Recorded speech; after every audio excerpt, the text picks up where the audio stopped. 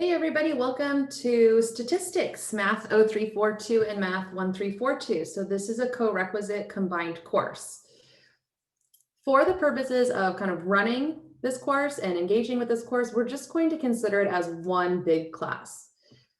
At the end of term and on your transcripts and registration, you're going to see two separate courses, 0342 and 1342, and that's totally fine. You'll have at the end of term a grade for each one. It will be identical. But as far as Blackboard is concerned, we're going to run everything out of the 1342 section, and primarily we'll be using MyOpenMath to do the bulk of our work. So just getting started, when you go to Blackboard, click on the section that you have for 1342. So the example I'm using here is section 203. So you'll see that you have announcements. Anytime I make an announcement, maybe a reminder about an exam, or an update to the calendar, etc., that's always going to be pushed to your San Jacinto email. So it's super, super important that you know how to access your Sanjac email. If you don't, here is a quick reminder. So you just head over to your San Jacinto page if you are a student.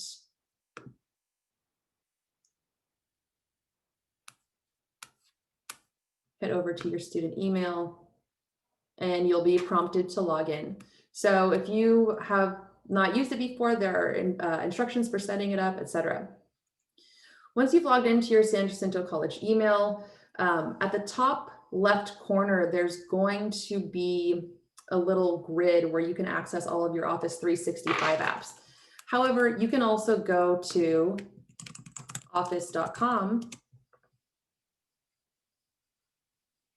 If you're prompted to log in, go ahead and use your San Jacinto email and password. But here you're going to have all of your apps for Office 365. So your email, PowerPoint, Excel, Word, OneNote, whatever it is that you want to use. And then you also have the option to install Office to your machine. If you don't want to install Office to your machine, you're more than welcome to use the web version. That is up to you.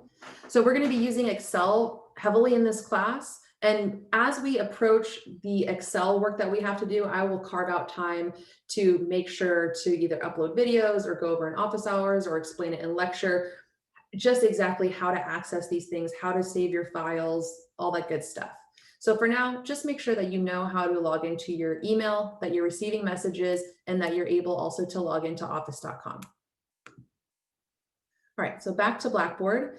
On start here, this is just going to be general course information. So all your FAQs, you know, how do I do my homework? What's the difference between online anytime and online on a schedule? How do I take a test? How do I register? Blah, blah, blah. So all these kind of common questions are here. So when you have time, please read that over. We'll touch back on this in just one second. We also have the syllabus and the calendar, which is exactly what it sounds like. And then we also have a faculty profile as well. So, hey, there's me. Email address, when I have office hours. And then to come to office hours, just go ahead and click on this link for Calendly, and it'll schedule a slot within those office hours. That way you get one-on-one time and you don't have students from other classes coming in and out.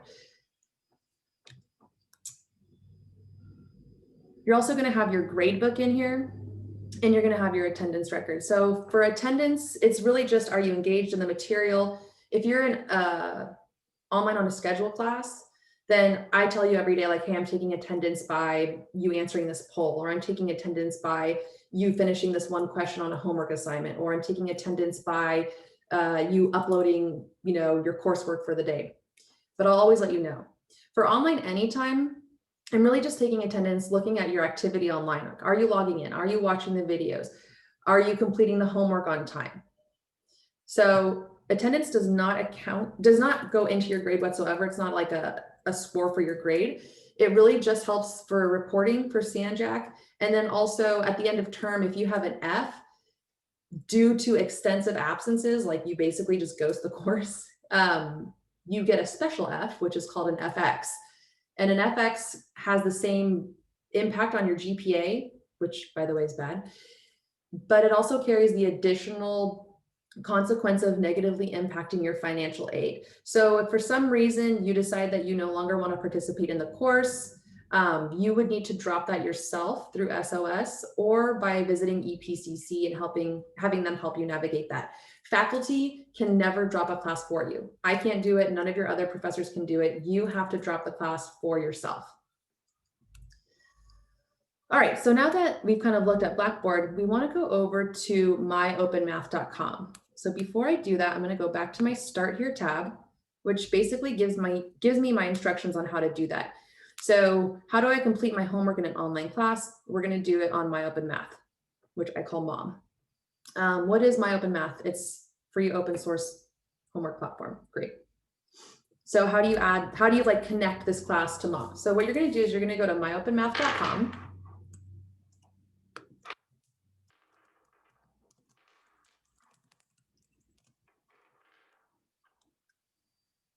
And if you have never registered for an account with MyOpenMath, all you have to do is just click register as a new student. Fill out all this information. I don't have a preference on what email address you use, but I do need your first name and your last name to match what is shown on the roster. So whatever San Jacinto thinks your name is, that's the name that you should put here. You can opt out of email notifications, but you have to be at least 13 and you have to agree to the terms of use. So once you have all this filled out, what you're going to do is you're going to enter your course ID and your enrollment key. So if you look at Blackboard,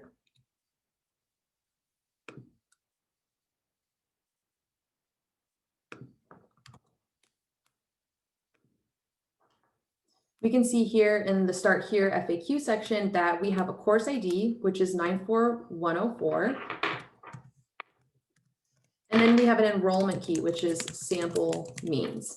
And so now that you have that, you're going to go ahead and click sign up here at the bottom and you'll be automatically enrolled in the course. So let's look at what you'll see once that happens.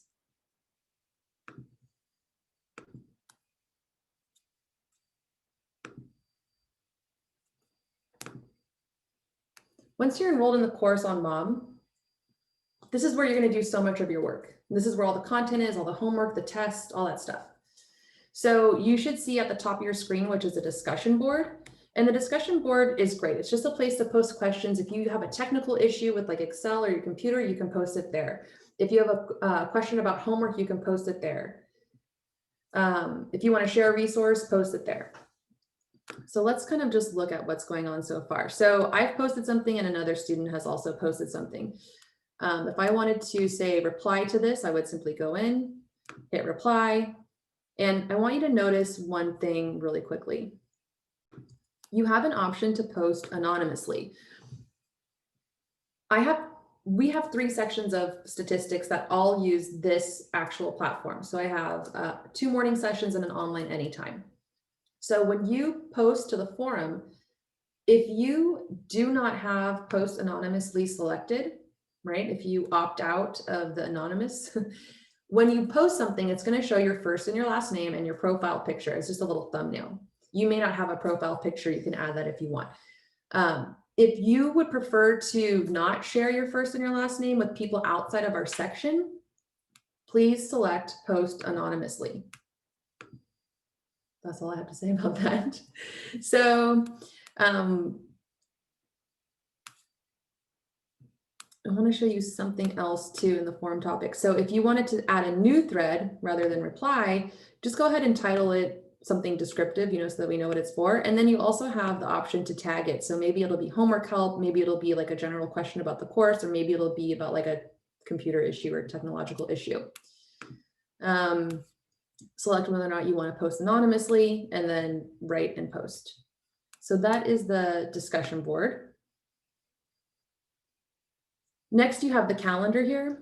So you can see that today it says classes begin, which by the way, classes begin today. And then you have something that says orientation assignment. So anytime you see like a homework or an assignment on a specific date in the calendar, that means that it's due that day.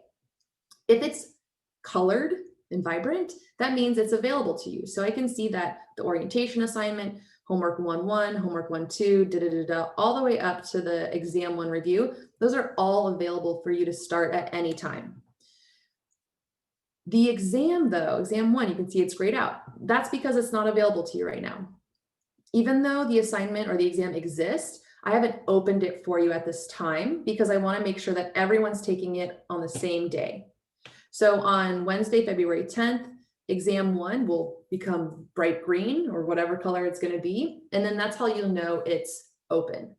So how do you access these assignments? Well, click on the day or the assignment that you want. So if I wanted to open orientation assignment, I would click here. If I wanted to open homework 1.1, I would click there. And as you click out through the calendar, look right below it, you can see that it's changing. So whatever day I'm clicking on, it'll tell me that there's a link here to say homework 2.3. So let's go back to today. Clicking on today, I can see that I can start the orientation assignment. So if I click on this, yours will probably say start if you haven't started it yet, or it'll say resume if you've started it previously. So I've started this previously, so I'm going to hit resume, and it just brings you right into the assignment. And the orientation assignment is super straightforward. It's just some questions about the syllabus and the course itself. You know, what's the last day to drop? How much is the final worth? Blah, blah, blah. When you've filled out all these answers, like I'm totally just going to guess random stuff because time. And then you just want to hit submit and it'll automatically grade. So we can see here of the ones that I've answered, I get an X where I was wrong and a green check where it was correct. So, okay, I got this wrong. So maybe let's see, maybe it was April 19th. So I change it. Maybe I want to add another question here, submit. Great, so we can see that it's keeping our progress. So if we got something right previously, it'll stay right. But now, something to note, you only get 3 attempts per problem. So if once you get it wrong on the 3rd try, it's going to reset and give you new values. This one doesn't have randomized values because it's based on the syllabus, but that's something you'll notice later on. The second and last question,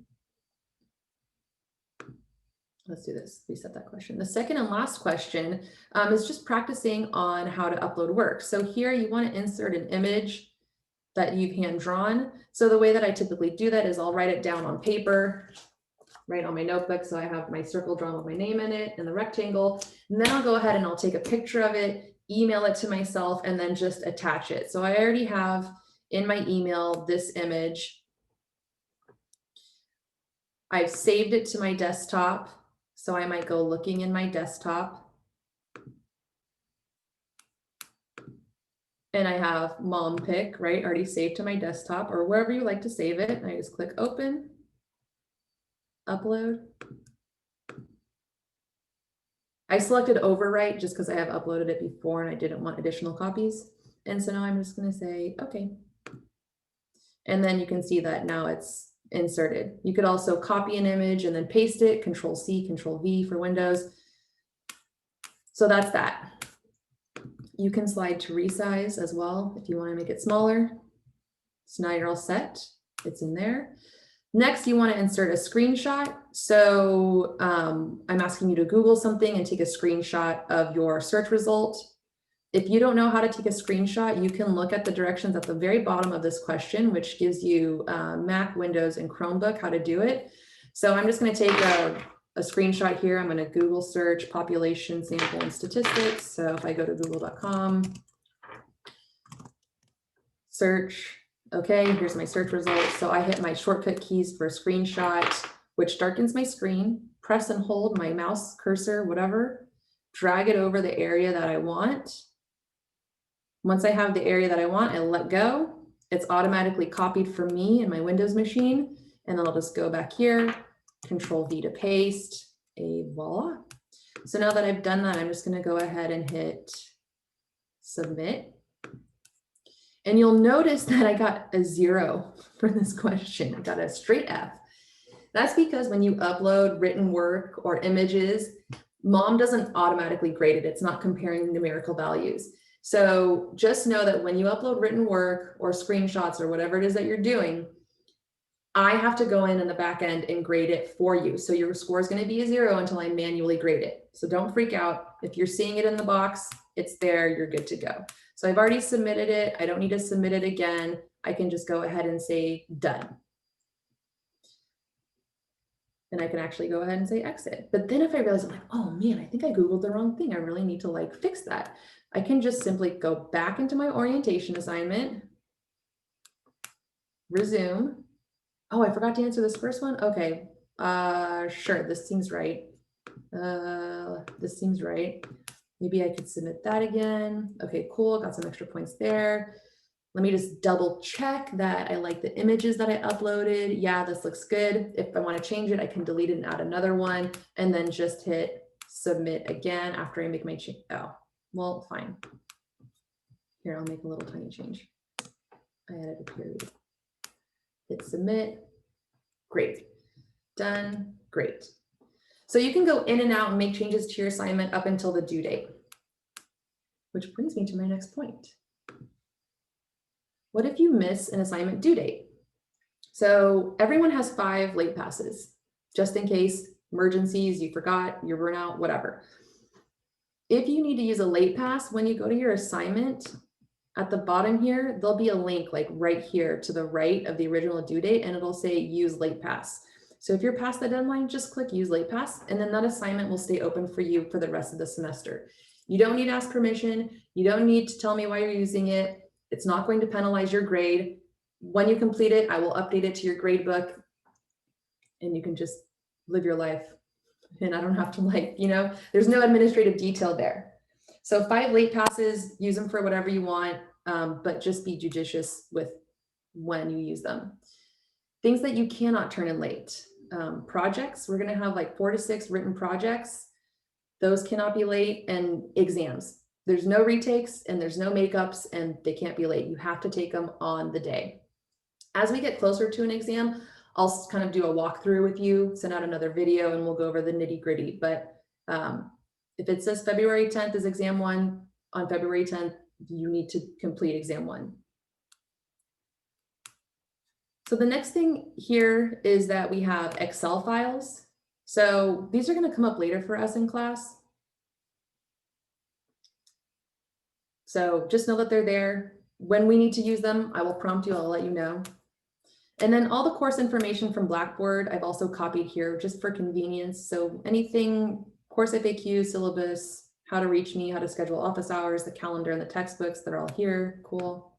And then the modules. So how are the modules set up?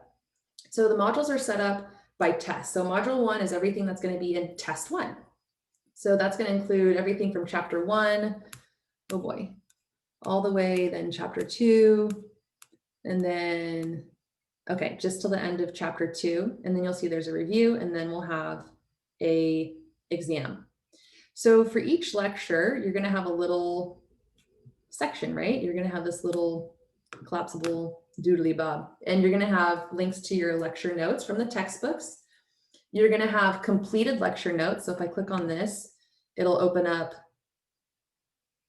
the completed notes. And those are matching what you'll have in lecture 1.1. So this video for lecture 1.1 is rendering. So it's not up there on the link here in this video, but when you go to Mom, you'll have a link to watch lecture 1.1. It'll be a YouTube link. And basically you'll see me creating those notes in real time. If you need to go back, you can look at the lecture notes or rewatch the video. So once you've gone through lecture, then you can start homework 1.1. So if you go into 1.1, here's something kind of cool. So let's say you're starting it. So I'm reading this question and I'm just like, oh man, this is like really tough. I don't understand it. So a cool thing about this is there is a link that says post to forum. So if you get stuck on a question, you can simply click post to forum. Again, select anonymous if you want to be anonymous in your post. But what happens here is that this is going to be a homework help. So tag it with homework help here in the dropdown. But the subject is already made. So I know that it's going to be number 4 in homework 1.1. And it copies the question over so that you have a copy of the question here. So right above that, you want to write it like, I thought that, you know, the answer was blah because X, Y, and Z, or can someone explain the difference between, you know, these 500 readers and whatever. So once you have that, you can just go ahead and post thread, and then everyone will be able to chime in and give you help.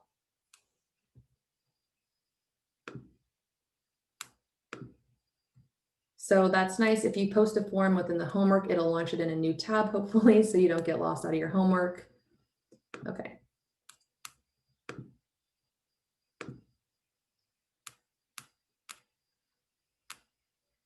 So the class basically is just going to run like that. I'll have lecture videos up for every single lecture that we do. We have 4 modules and then a final exam. So that's 4 tests and then a final exam. You can review the breakdown of score, how the course is graded in the syllabus, which I definitely encourage you to read under course information, syllabus. If you have any questions at all, please send me an email and I look forward to seeing you.